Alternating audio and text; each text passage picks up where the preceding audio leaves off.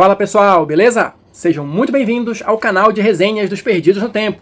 E hoje é dia de seguir adiante na nossa exploração de Tales from the Loop, Contos do Loop, um RPG nos anos 80 que nunca foram. Jogo da Free League que a gente está explorando aqui no canal, né? Que vocês escolheram que fosse explorado aqui, né? Que a gente passasse por todos os capítulos, sempre tentando pegar aquela ideia geral, né? De qual é a proposta, qual é a pegada do jogo. Então, se você está chegando agora aqui no canal, mas quer saber tudo sobre o Tales from the Loop, se liga aí na nossa playlist exclusiva que vai sendo alimentada semana a semana, conforme a gente for produzindo o conteúdo aqui do livro, beleza?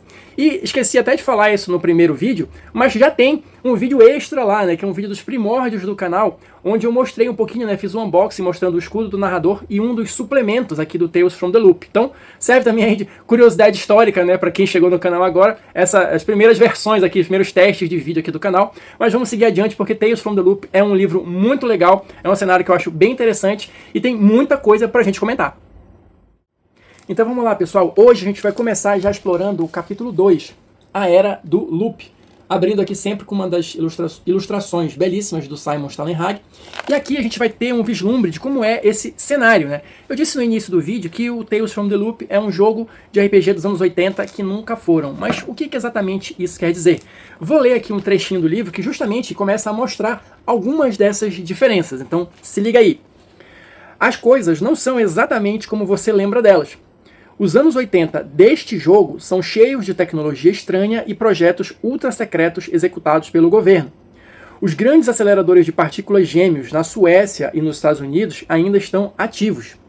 Sistemas autônomos equilibrados, normalmente conhecidos como robôs, são corriqueiros. E cargueiros de Gauss, que são embarcações flutuantes de 10.000 toneladas, transitam pela rota da tundra até a Sibéria. Esta é a era de Tales from the Loop, Contos do Loop. Então, só para reforçar, basicamente, como eu comentei um pouquinho sobre isso no primeiro vídeo, se não me engano, aqui a questão é ficção científica e história alternativa, ou seja, a gente tem um desvio na linha da história, vamos colocar assim, né, que as coisas não aconteceram exatamente da forma como aconteceram no nosso mundo, e isso deu margem para essa tecnologia estranha, essa profusão de projetos ultra secretos, né, os aceleradores de partícula, que basicamente são a causa de todos os mistérios, né, que vão acontecer aqui, então a gente vai ver isso mais para frente no livro, e tudo se originou ali mais ou menos, né, nos anos 50, 60, e quando os loops foram construídos. Então basicamente a gente vai ter, e vamos comentar mais sobre isso também, a questão da Hix Energy, que é a empresa, né, estatal lá da Suécia que criou o loop sueco, né, tem a versão americana também que a gente vai explorar ao longo da série.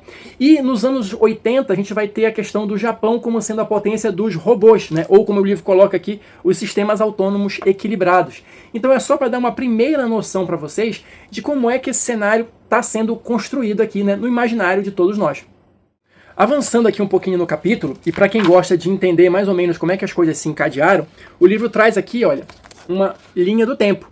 E tudo vai começar aqui, mais ou menos, né, nos anos 50, entre 1950 e 59, quando cientistas da União Soviética descobrem o tal efeito magnetrina, que é justamente o ponto onde a história, né, se descolou, se separou da nossa realidade, né? Esse efeito magnetrina é o que permite, por exemplo, que os navios flutuem, né? O tal cargueiro de Gauss que eu acabei de citar e tal. Isso vai ser também um pouquinho mais explicado ao longo do livro.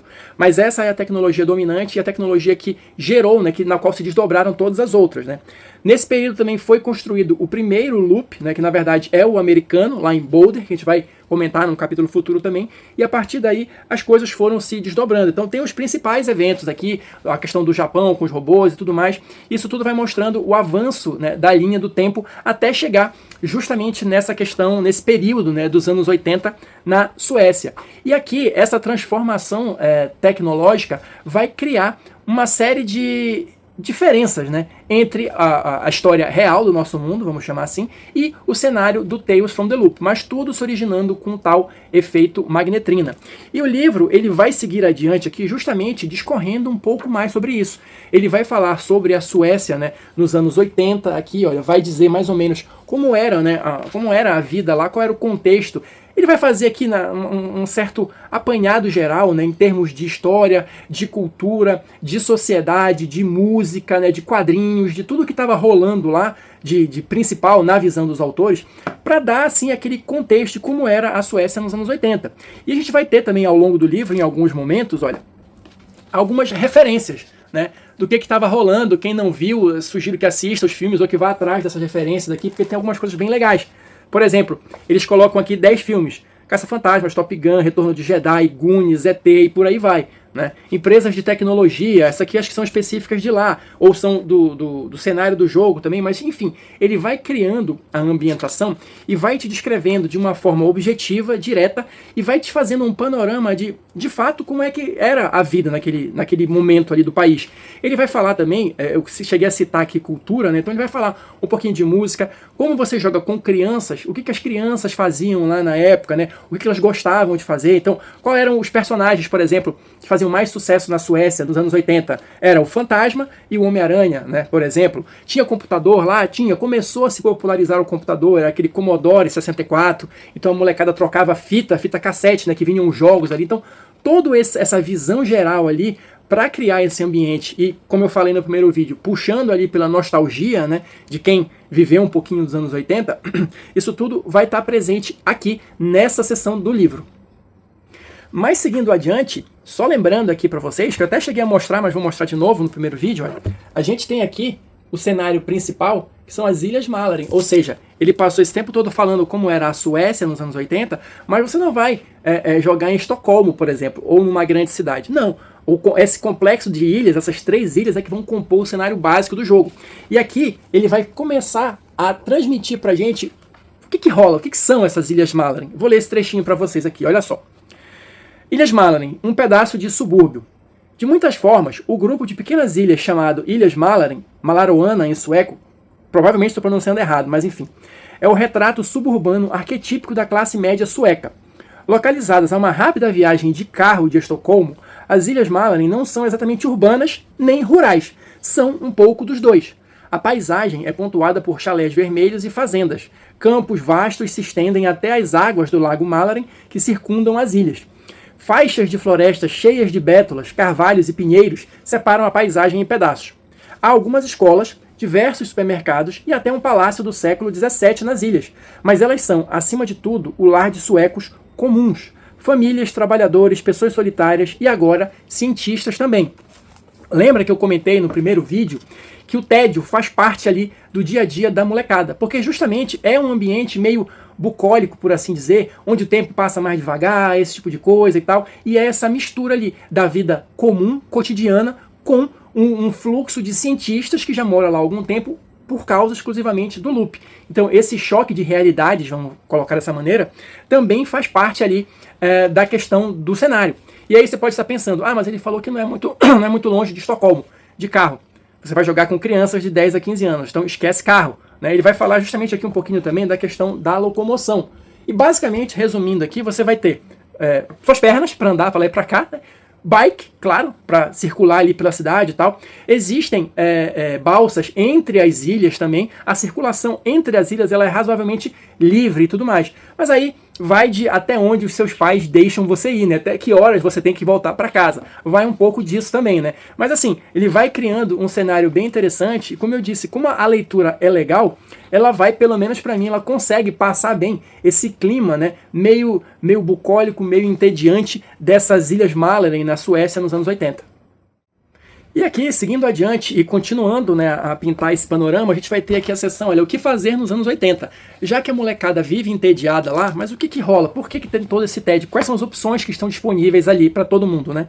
Então, basicamente, o que eles colocam aqui se encontrar no quiosque, e aqui o quiosque entendam tipo uma banca, alguns são tipo uma banca de revista, uma mini livraria, outros são uma lanchonete, então é meio que um ponto de encontro ali da molecada. Você vai ter também aqui, olha, ir a uma matinê da escola, que seria tipo uma festa no colégio, né? Uma festa, obviamente, sem bebida alcoólica, aquele negócio, né, com menino de um lado, menina do outro, todo mundo meio envergonhado e tal, não sei o que, aquela coisa toda. Que mais? Jogar jogos, aqui ele fala, né, tanto do computador, né, que eu citei, né, do Commodore 64, do Atari, do Amiga, né, do comércio ali de fitas com jogos de Commodore ou jogos dos consoles, né, e tudo mais. Que mais? A gente vai ter aqui, jogos analógicos, ele cita também, né, jogos de RPG. Aí, claro, ele vai fazer uma brincadeira ali, né, vai puxar os jogos da Free League, então ele vai falar do Mutant Year Zero, vai falar aqui do Dragon Bane e tal, mas também cita Dungeons and Dragons, Call of Cthulhu, jogos que de fato estavam em alta ali nos anos 80.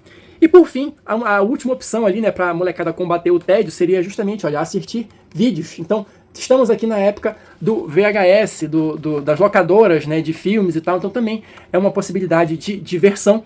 Lembrando, como o próprio livro cita, que você tem 1 hora para devolver a fita, então simplesmente sair da sua casa para devolver a fita na locadora antes dela fechar pode ser uma grande aventura também, para vocês terem uma ideia ali, né, do tédio, da morosidade, do tempo passando devagar ali, que o livro quer te passar sobre como é a vida cotidiana nas Ilhas Malaren. E falando um pouquinho das Ilhas Malaren, o livro vai trazer aqui uma pequena descrição assim e os pontos principais de cada uma dessas ilhas, começando aqui pela, vamos lá, Svartjollandet, seja lá o que isso quer dizer, águas negras e florestas profundas.